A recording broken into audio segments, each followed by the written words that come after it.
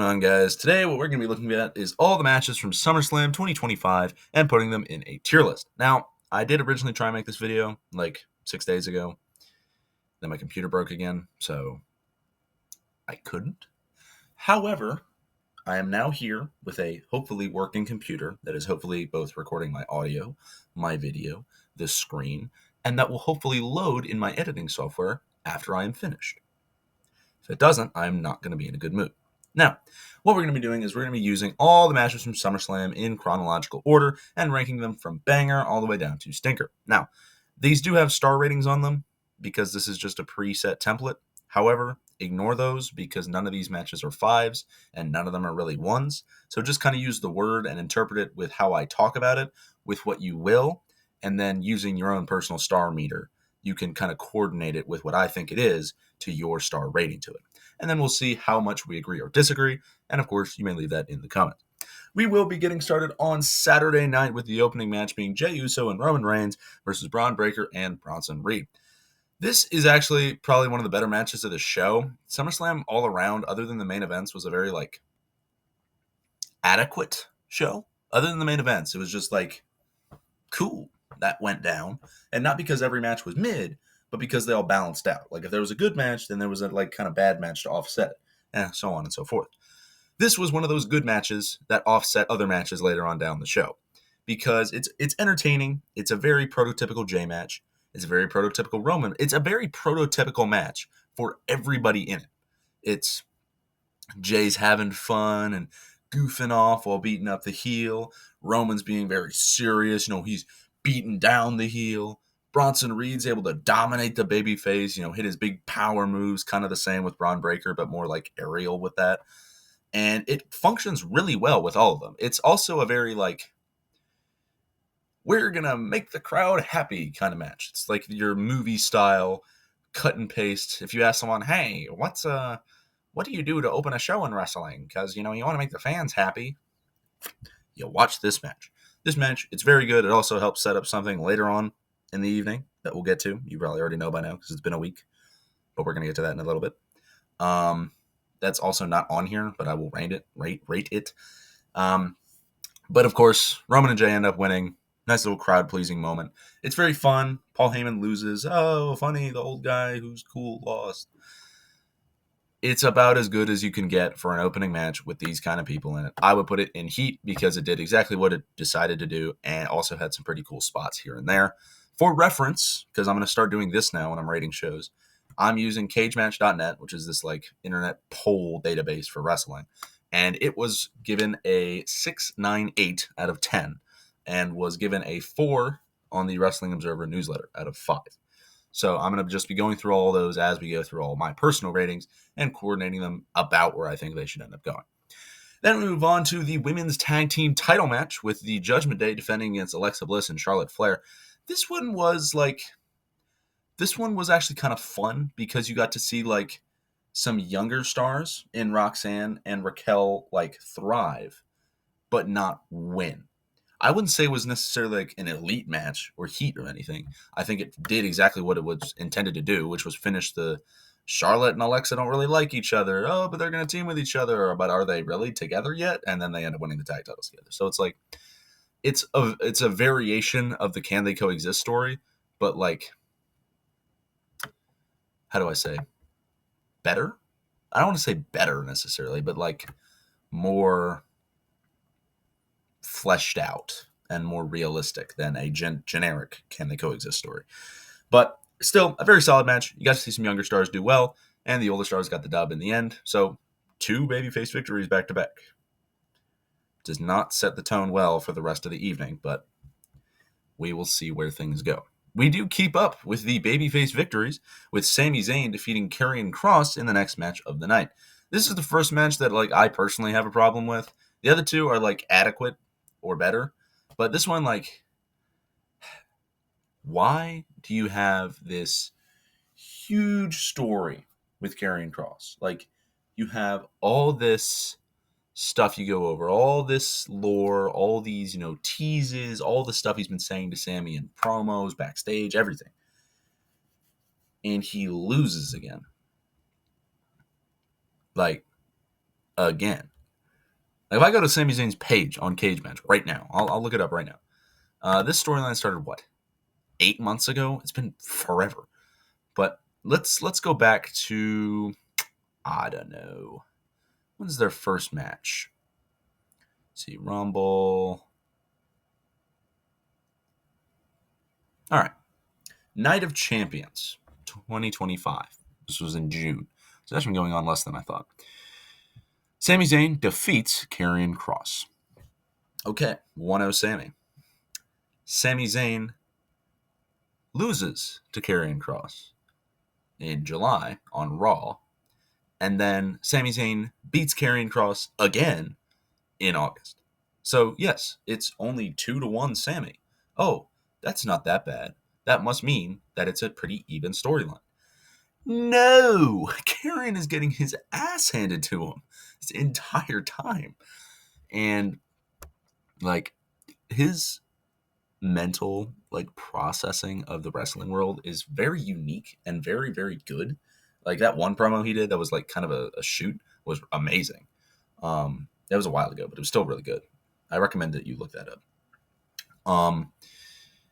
But at the same time, like, what do you gain from having Sami win this and Karrion get nothing out of it? Because yes, Karrion hasn't restructured his contract or re-signed yet, but like Sami didn't, use a weapon. He didn't, think about using the weapon. He wasn't like swayed by Karrion at all. And I guess to a degree, that's like, oh, Sami can stay a strong babyface, and people will love him that way because he's going to win the world title at some point. But at the same time, like, Karrion needed something out of this, and he got absolutely nothing. He lost clean, which is just objectively a terrible way to lose if you're Karrion Kross in this situation. I'm putting this in match. It's not a bad match because the match itself is all right, but the lack of Karrion getting anything puts it in match for me. Then we have, albeit a very good match, although quite short actually. This match is 7 minutes long, and a lot of people say that it's whoa. Okay, remember I was saying I was going to tell you the match guide ratings on Cage Match? So, the Alexa Bliss match, 6.33. Wrestling Observer gave it a 3. Sami Zayn match, 3.54, 1.5 stars. This match, which I'm about to glaze, gets a 5, 4, 1, and 2 stars. What?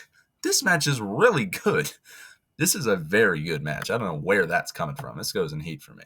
Because you have one of Jade Cargill's best matches in the WWE, if not the best, because like Tiffany is so aerial and so contradicts Jade that it makes for a great combination. It's not Batista and Rey Mysterio or anything, but it's like you have the smaller, flippier person versus the bigger kind of individual. And that plays really well in this match. Like, me and my dad were talking about this, and he thinks it's a really good match. I agree with him. But apparently the world does not. So if you also disagree, you can leave that in the comments. But me personally, I do think this is a very good match. It's Tiffany, once again, proving herself. She's undefeated this year, which is really cool. And then, yes, Jade losing is like, oh, why would you build her up just to have her lose again? Also true, but the match made up for it. Just saying. Similarly to the Karrion Kross Sami Zayn thing, if the match made up for it, then I wouldn't be mad. Like, if Sami actually gave in and then the match wasn't that bad, then I'd be like, okay, that's fine. And it would probably go in the solid tier. But they just didn't do that. So, anyways, Tiffany and Jade goes in heat. The second to last match on night one, we have Randy Orton and Jelly Roll versus Drew McIntyre and Logan Paul. This match is not designed to be amazing. And it's not. It's exactly what you would expect. Jelly Roll does pretty well for a first match.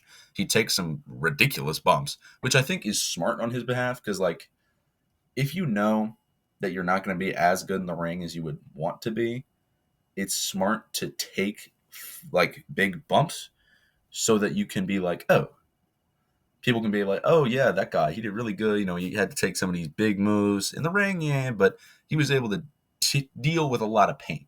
And I think that really worked out for Jelly Roll here because it makes him seem like a lot stronger, especially after the table spot where he got flattened by Logan Paul with Logan Paul's signature frog splash thingamajig, and then just was like, Okay.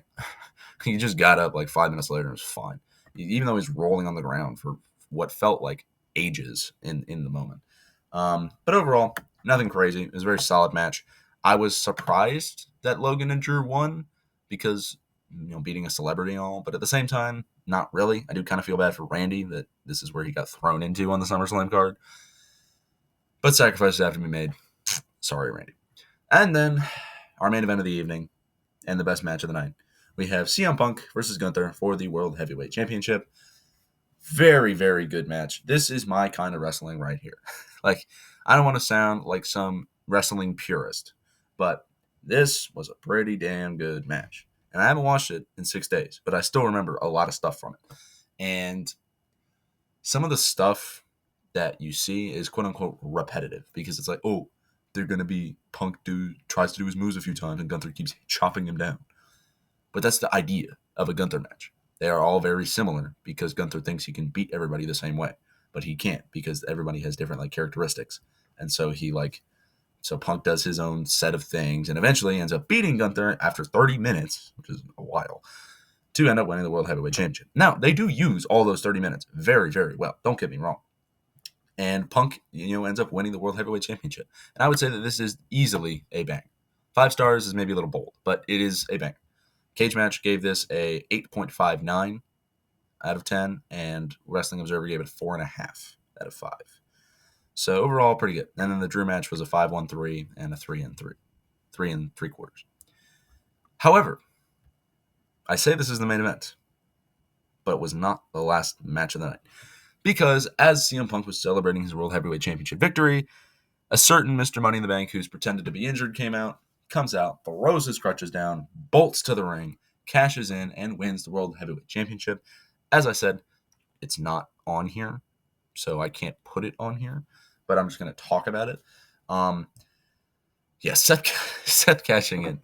Honestly, hilarious, because you see, Punk's, all happy, oh, let's go. And there were kind of some rumors is Seth really hurt? I don't think he's really hurt before the show. But then people were like, okay, he's probably injured. He's not even there for Braun and Bronson, so he's probably not going to be there. He's probably hurt, guys. Everything's going to be fine. And then he came in, threw his crutches down, and cashed in and won the World Heavyweight Championship. So, pretty good. I saw some people, on Twitter, right afterwards, were glazing this cash-in. This is the best cash-in they've ever done.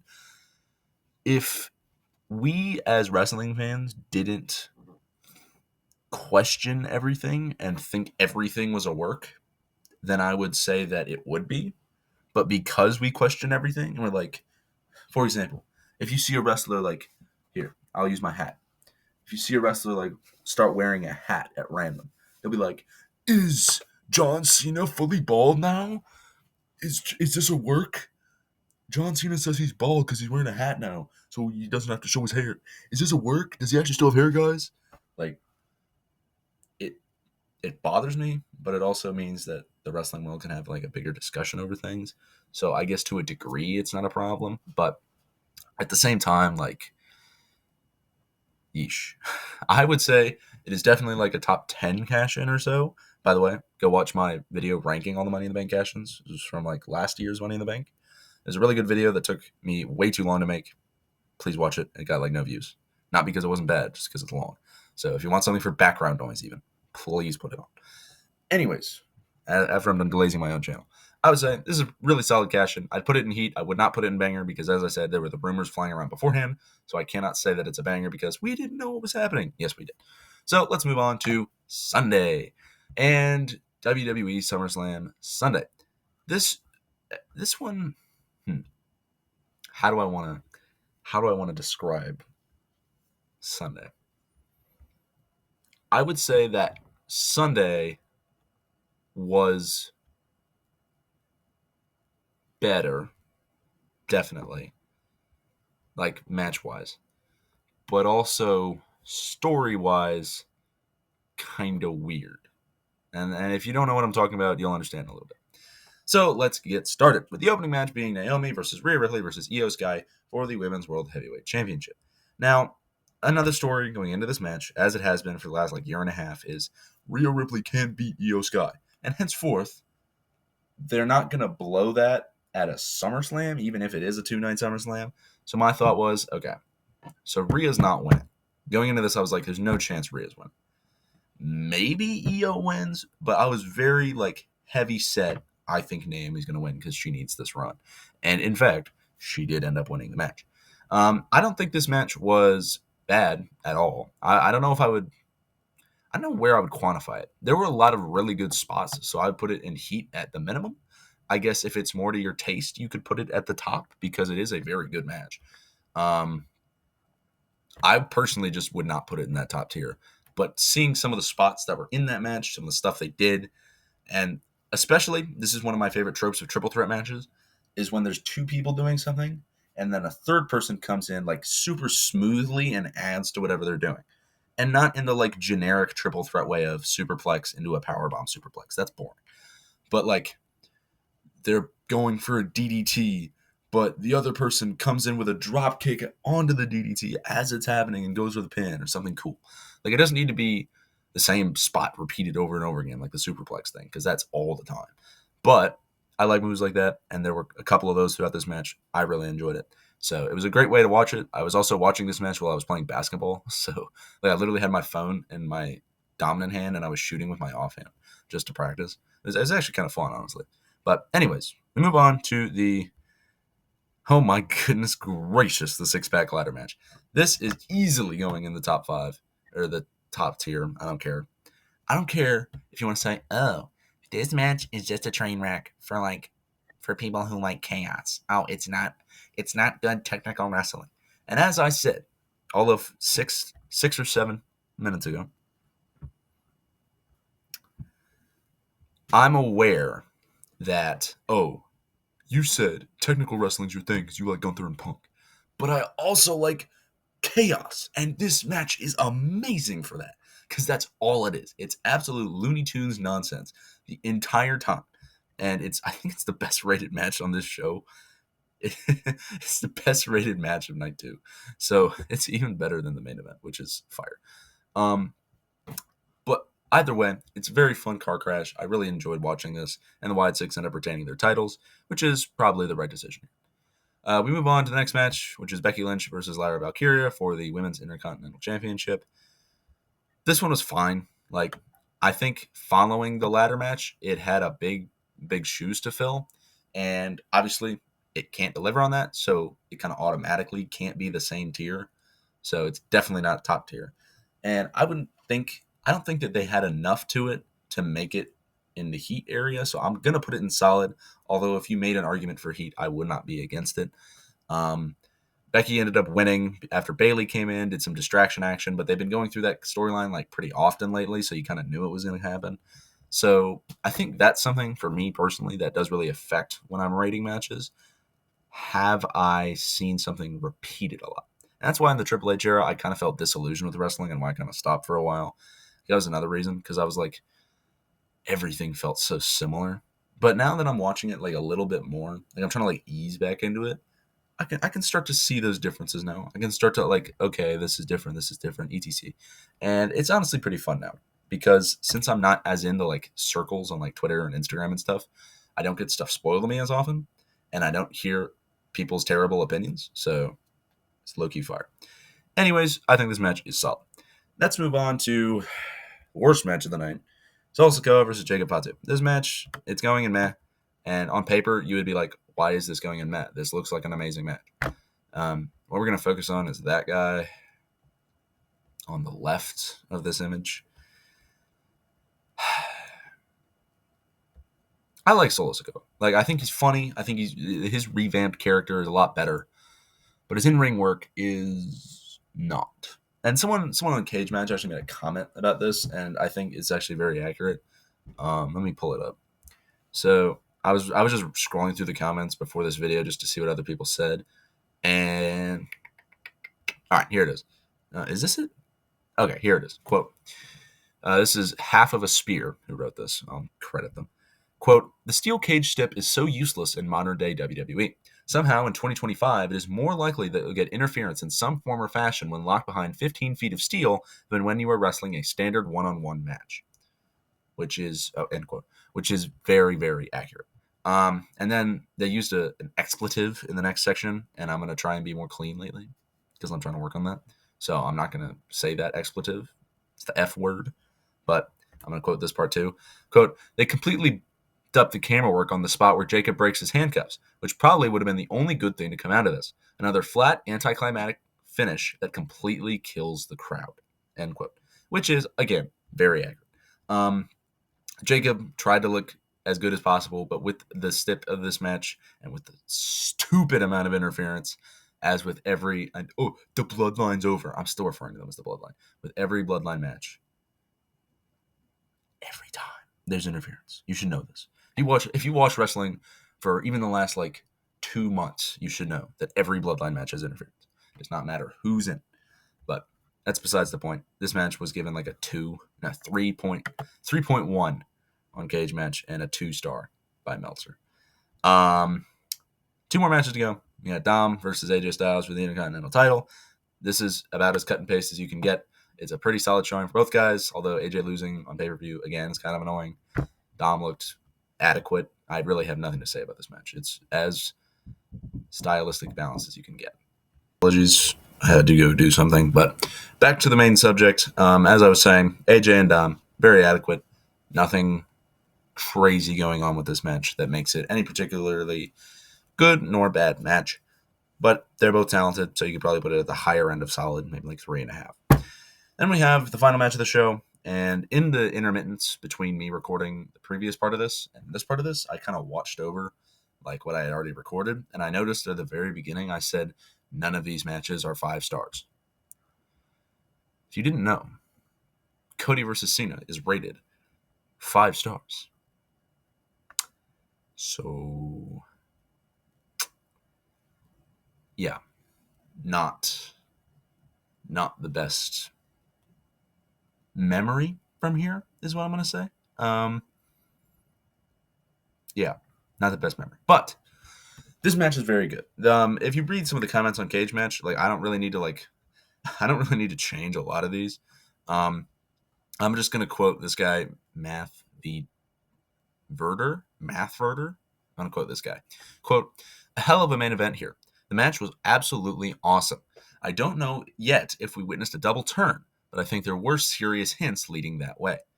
Well, they match, I'm guessing that's a dub match, was near perfect except for the part where Rhodes kicked out of 8 AAs and 1 from the second rope? Anyways, a great, great, great match. So, as this guy, end quote, as this guy said, this was a very good match. It was a finisher fest, as another guy said. I literally just scrolled past that comment while I was going through here. Literally, the top comment by DM Hunk Triple H is, quote, excellent action from the start. This match suffers from being a finisher fest. Too many finishers, too many kickouts, 7 out of 10. And in general, this match is rated an 8.61 out of 10. So overall, it's a very good match and very highly rated. I do kind of agree with the finisher fest thing, although if I'm being perfectly transparent, I wasn't eyes glued to the TV for this match. I was in the middle of something when this match started, and it was also super late, so I was very tired. So I don't remember everything from this match perfectly. However, I do know it was a very good match with a very interesting sequence at the end with Brock Lesnar returning. Now, I don't want to be on here and pick a side, because there's the side that says, oh, Brock Lesnar, he was a sex pervert and he shouldn't be allowed back. And then there's the other side that says, but that's not confirmed technically, and even though it was, he's changed as a guy, whatever. I'm not going to pick either one of those sides, because yes, he did some really bad stuff. And then also, yes, he's still got more left in the tank. Now, you can't necessarily just forgive and forget, although that is the end goal, I guess, especially in the Catholic religion. Not to be religious, but there's some movie quote of someone being everyone deserves a second chance, and then the guy that they're talking about killed 10 people. And I don't want to say it's the same thing here, but the dude is not perfect. But I think personally, I'm willing, as much as it is, like, why would you bring him back? Because it's not necessary. I'm willing to give him, like, listen, you did something wrong in the past. But, like, if you don't do anything weird and you, like, wrestle well and do what you're supposed to do and don't do any weird stuff, I'm not obviously not gonna forget about the thing, but I'm gonna be like, good on you for fixing yourself and doing your job, not being weird. I think that's the most, like, neutral stance one can take on this, because for the people who say, like, oh, he's a pervert, he shouldn't be back, he's not gonna leave anytime soon now that he is back. So as much as that may be true, it's not like it's gonna change anything. And for the other people who say, like, whatever, he'll be fine, he did do some bad stuff. Don't get me wrong. Anyways, on the whole, I'm going to summarize this whole video, and this is just for Sunday, but it still drives the point home. With this comment, also by Math VRDR, Virtual Reality Doctor, I guess. And his comment says, quote, way better than night one, that's for sure. A hell of a TLC match, an accident with the steel cage match, a good comedy match, and a banger main event. But for me, the ending of the show was ruined by the return of a man convicted for rape and abuse. But on a more global perspective, it was a solid show on Sunday. So we will see where this leads. We already had Raw and SmackDown. I haven't watched either one yet. I'm going to do that today. And then maybe get back to you later on, either next week, this week, whenever I can find time, and talk to you more about where I think this is going to go. But either way, I think the show overall was good. Pretty bad ending, to be honest. Give him a chance, but still, terrible decision. Why would you do that? Bothers me. Anyways, make sure you have a good day, good evening, good night, good morning, good dawn, good dusk, good whatever. Make sure to watch any former or future videos on this channel. And goodbye.